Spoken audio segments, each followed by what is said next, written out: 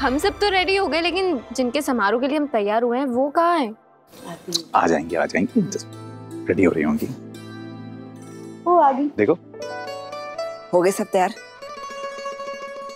चलते हैं फिर।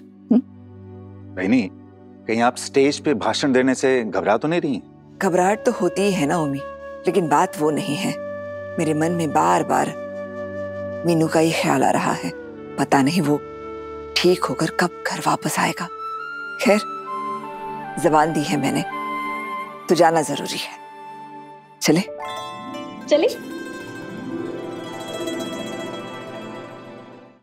ये लीजिए।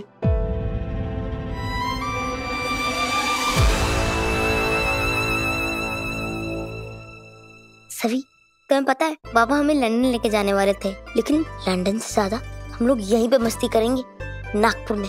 हाँ, वैसे अब तुम यहीं रहोगी ना? वैसे तुम लोग रहोगे कहाँ? हाँ सही, मैं भी तुमसे ही पूछने वाली थी।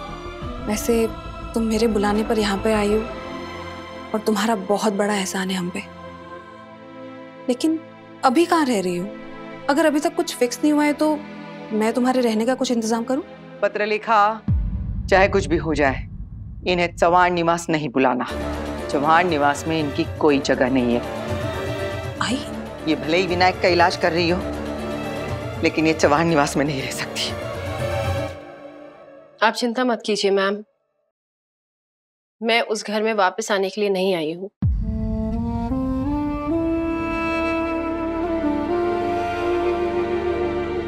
और यहाँ पर मौजूद लोगों के दिल में मेरे लिए कितना प्यार और कितनी इज्जत है, ये मैं अच्छी तरीके से जानती हूँ। इसलिए आपको किसी भी तरह की मेहमान नवाजी करने की जरूरत नहीं है। हाँ, मुझे थोड़ी मुश्किल जरूर होगी, लेकिन मैं अपने रहने का इंतजाम खुद कर लूंगी। और वैसे तो मैं आपके पति को भी बता चुकी हूँ, लेकिन आपको भी बता देती हूँ, मैं आत्मनिर्भर लड़की हूँ। मेरे लिए, मेरी बेटी के लिए मैं काफी हूँ। हमें जहाँ रहना होगा हम रह लेंगे, जिस स्थिति में रहना होगा हम एडजस्ट कर लेंगे। और मैं आपके पति को बता चुकी हूँ, बात बात पे इन्हें अपनी चेकबुक निकालने की जरूरत नहीं है। नई आदत लग गई है इन्हें पैसे की धौंस दिखाने की, लेकिन हमारी फिक्र करने की किसी को जरूरत नहीं है।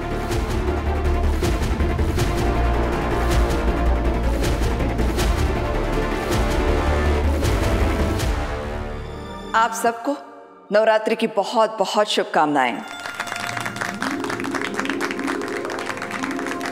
नवरात्रि केवल पूजा या अनुष्ठान का पर्व नहीं है, ये पर्व है नारी शक्ति का। नवरात्रि के 9 दिन आदि शक्ति माँ दुर्गा के 9 रूपों की अपार शक्ति का प्रतीक है।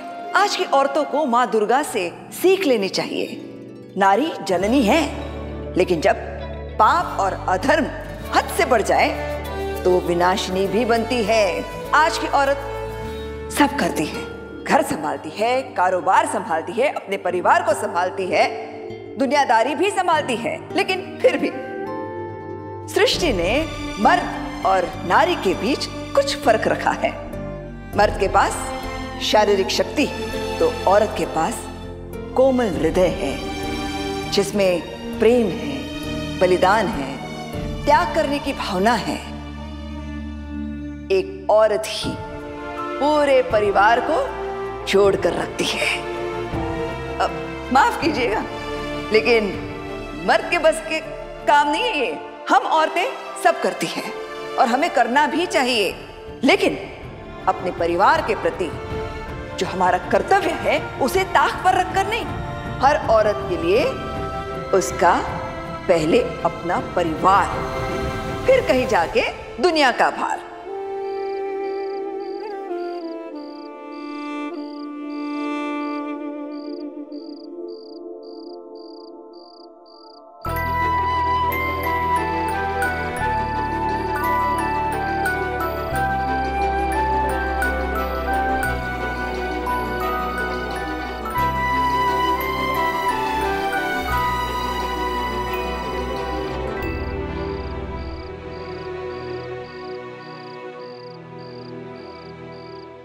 फोन करती हूँ।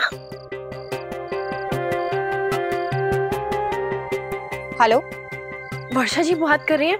मैं कब से आपका फोन ट्राई कर रही हूँ। जी कौन? मैं डॉक्टर सई जोशी बात कर रही हूँ। वो घर के बारे में आपसे बात हुई थी ना? हाँ जी, हाँ जी। एक्चुअली अभी तो मैं एक आयोजन में हूँ, आप मुझे कल फोन कीजिएगा। नहीं नहीं नहीं, एक मिनट प्लीज, मेरी बात तो सुनिए। देखिए, मेरा घर देखना ना बहुत जरूरी है, तो क्या आप आज ही दिखा सकती हैं प्लीज? ठीक है, मैं आपको लोकेशन भेज देती हूँ, फिर हम यहीं से फ्लैट देखने चलेंगे।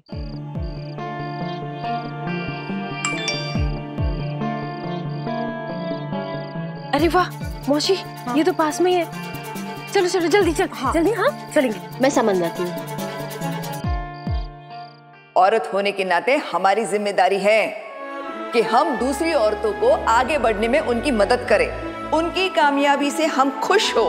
मैं ये नहीं कह रही हूँ कि सबको मेरी तरह राजनीति में आना चाहिए, लेकिन हाँ, शुरुआत कहीं से तो हो सकती है। आप अपनी बहुओं को आगे बढ़ने दीजिए। आप अपनी बेटी को पढ़ाते हैं, लिखाते हैं, उनके लिए सपने सजाते हैं, फिर अपनी बहुओं के सपनों को साकार क्यों नहीं करने देते? अपनी बहुओं को उनके सपने साकार करने में उनकी मदद क्यों नहीं कर सकते? अगर आपकी बहू पढ़ना चाहे, लिखना चाहे, तो उसे पढ़ने दीजिए, लिखने दीजिए। अगर वो जीवन में कुछ करना चाहती है, तो उसके सपनों को पंख दीजिए और उसे अपनी ऊंची उड़ान भरने दीजिए। बाबा, और उसे अपने परिवार का नाम रोशन करने दीजिए। जिस परिवार में बेटी या बहू की कोई इज्जत नहीं है, वो परिवार कभी आगे नहीं बढ़ सकता, वो कभी खुशहाल नहीं हो सकता। वो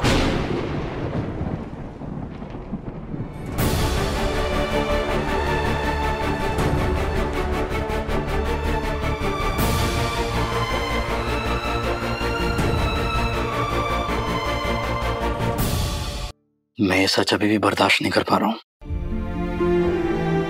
सही का मेरे बेटे पर इतना असर है सिर्फ तुम्हारी वजह से।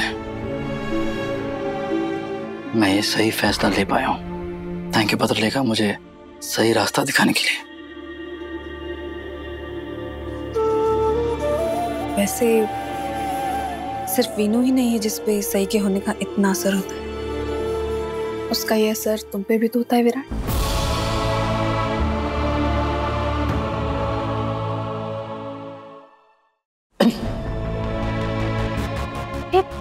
वहीनी को हो क्या गया? ऐसे बिहेव कर रही है जैसे उनके सामने कोई भूत हो। हाँ बुआ, अभी तो एकदम धमाकेदार भाषण दे रही थी, फिर अचानक से काकू खुश कैसे हो गई?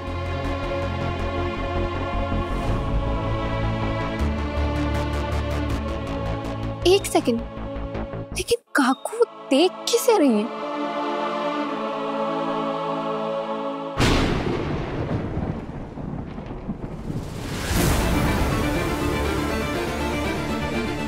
शिवानी, वो एक्चुअली वर्षा जी, हमारे पास ना आज रात भी रहने की जगह नहीं है, इसलिए आप अगर हमें आज ही घर दिखा देती ना तो हेल्प हो जाती। आप परेशान मत होइए, मैं अभी फोन करती हूँ। Thank you. भवानी जी, क्या हुआ? आप चुप क्यों हो गए? मैं ये कहना चाह रही हूँ कि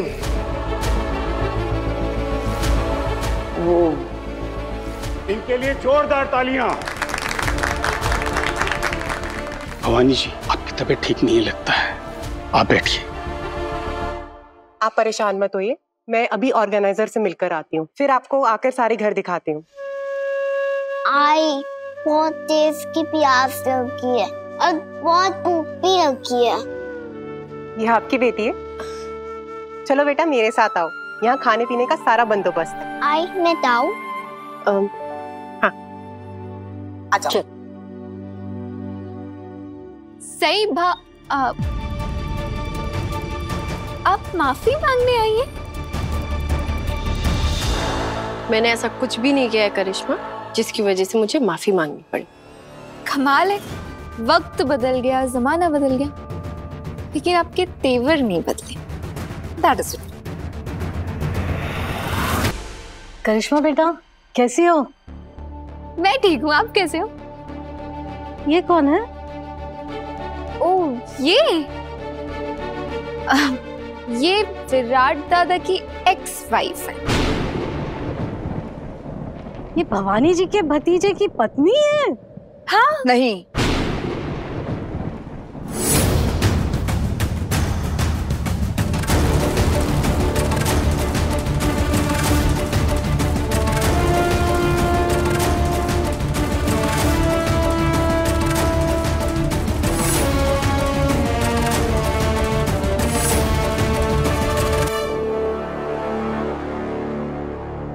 इसका मुझसे या मेरे परिवार से कोई रिश्ता नहीं है।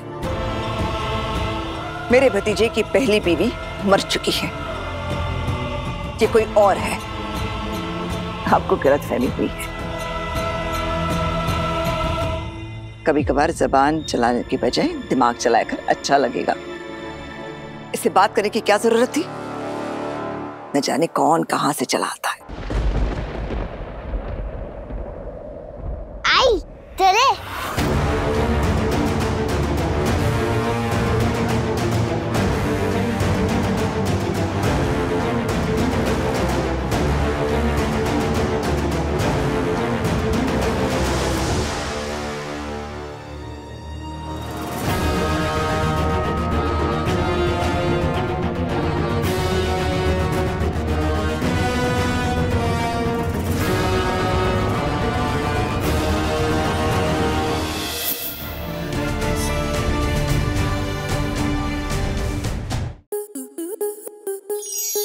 स्टार प्लस के ऐसे ही और बेहतरीन लम्हे देखने के लिए सब्सक्राइब करें हमारे YouTube चैनल को।